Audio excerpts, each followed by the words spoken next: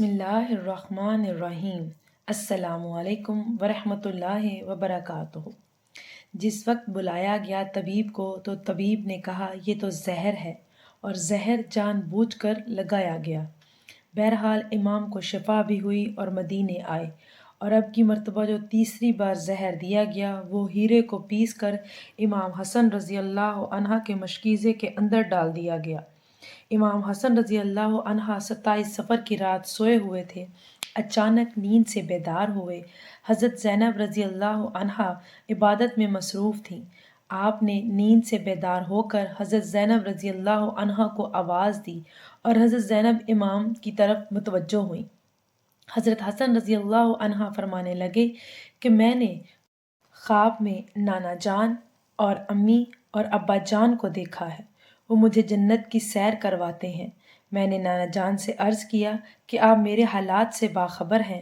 مجھے تمانچے لگائے گئے، میرے پیروں تلے سے مسلح کھینچا گیا، کتنا ستایا گیا۔ میرے سامنے اس وقت مدینے میں میرے والدین کو گالی دی جاتی ہے۔ یا رسول اللہ صلی اللہ علیہ وسلم، میں اس دور سے گزر رہا ہوں۔ آقا صلی اللہ علیہ وسلم نے فرمایا کہ صبر کرو، تم بہت جلد ہم سے آ کر ملنے والے ہو۔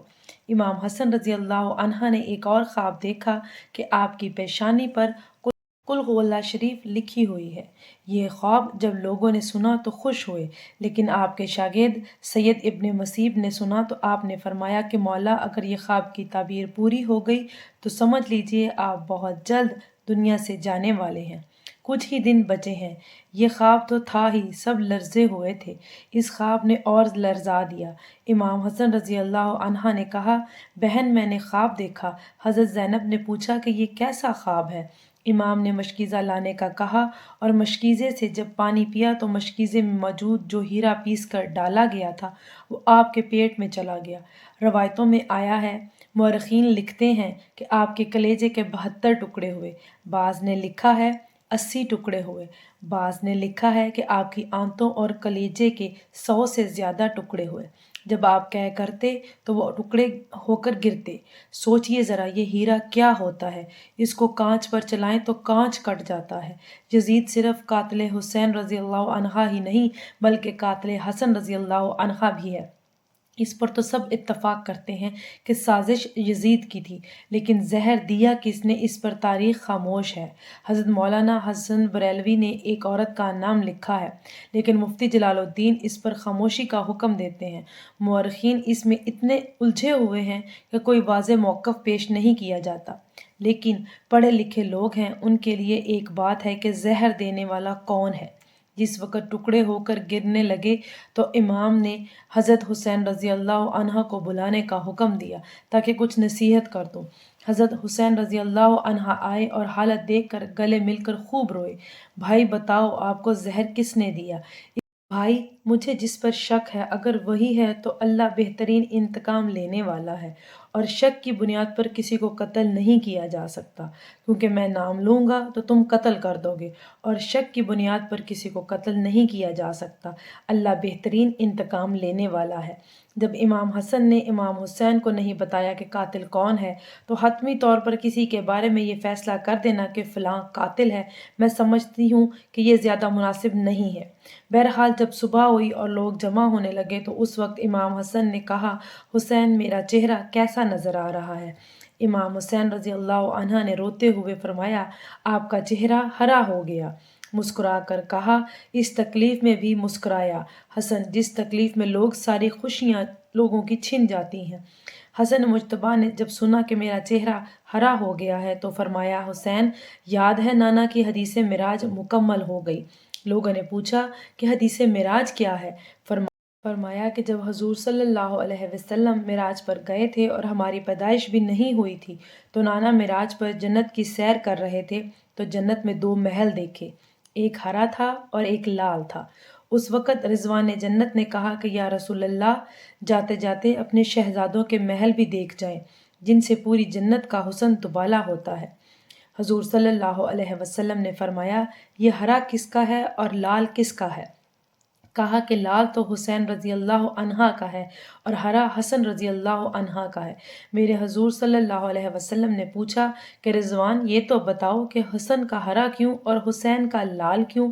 تو رضوان کی گردن جھک گئی اور آنکھوں میں آنسو آ گئے۔ اہل بیت کی محبت میں رضوان جنت بھی روتا ہے، جبکہ جنت میں کوئی رو نہیں سکتا۔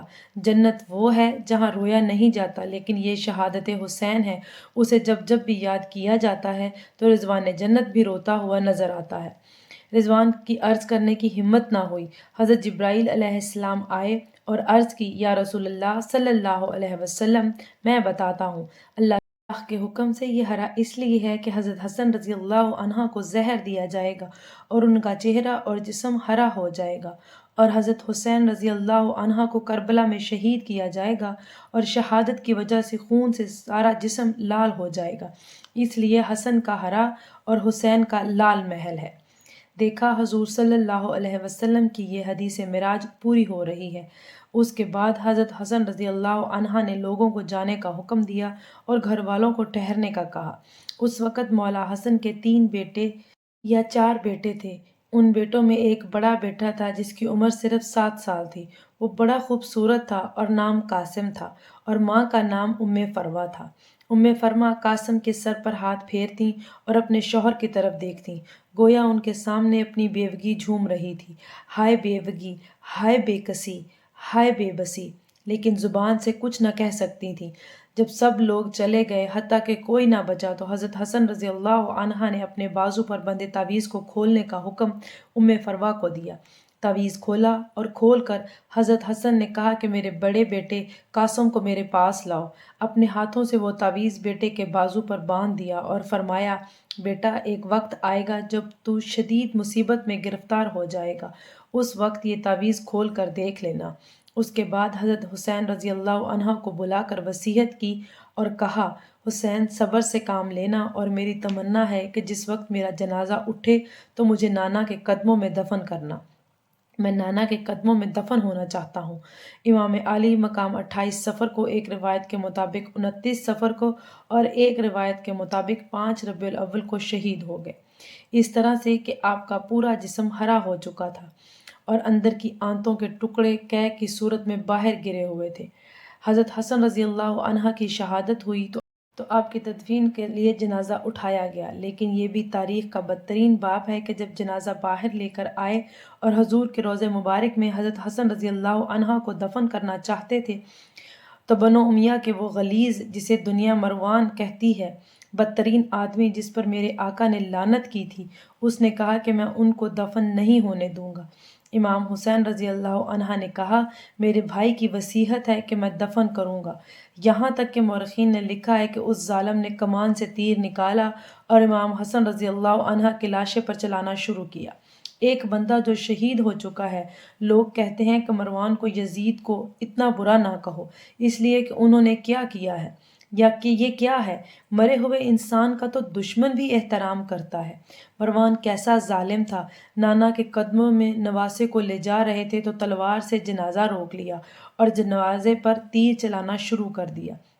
بعض روایتیں یہاں تک آتی ہیں کہ جنازہ حسن پر تیر چلائے۔ حضرت زینب رضی اللہ عنہا نے کہا، فاطمہ کے 2 بیٹوں کے جنازے میں نے دیکھے ہیں، حسن کو تو 2 بار کفن ملا، حسین کو تو 1 بار بھی کفن نہ ملا۔ لوگوں نے کہا کہ حسن کو 2 بار کفن کیسے ملا؟ کہا کہ جب مروان نے حسن کے لاشے پر تیر چلایا تو وہ تیر لگنے کی وجہ سے حسن کے کفن سے خون کی فوار پھوٹ پڑی، تو اس وقت لوگوں نے کہا کہ ایک کفن پر اب دوسرا کفن پھر لپیٹ دو تاکہ حسن کو رنگین کفن میں لے کر نہ جائیں، بلکہ ایک کفن اور دے دیا گیا۔ یہ بھی حضرت حسن رضی اللہ عنہ کی کرامت ہے کہ وصال کے بعد بھی تیر کا لگا تو آپ کے جسم سے خون نکلا۔ کسی نے امام حسین رضی اللہ عنہ سے کہا، شہزادہ حسن رضی اللہ عنہ کی یہ وصیت تھی کہ مجھے حضور کے قدموں میں دفن کریں، لیکن انہوں نے یہ بھی تو کہا تھا کہ اگر مروان آڑے آئے تو مجھے امی جان کے قدموں میں دفن کر دینا۔ آپ اس پر بھی عمل کر سکتے ہیں۔ پھر امام حسن رضی اللہ عنہ کو حضرت فاطمہ رضی اللہ عنہ کے قدموں میں دفن کر دیا گیا۔ اللہ تعالی ہم سب کو اسلام پر قائم رہنے کی توفیق عطا فرمائے، نماز پڑھنے کی توفیق عطا فرمائے۔ اللہ تعالی ہم سب کا حامی و ناصر ہو، آمین ثم آمین۔ جزاک اللہ خیر۔